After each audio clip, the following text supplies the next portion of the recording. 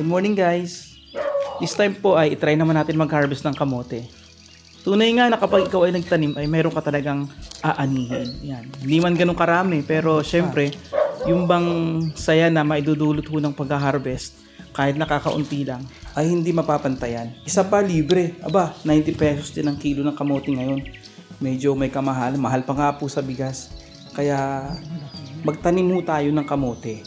Ako naman po taga-tanim lang. Siyempre, alam nyo na, iba na po ang magka-harvest. Pero okay lang, dahil ako naman po ang nagbibideo at mamaya ho ay makikikain na lang din ho ako.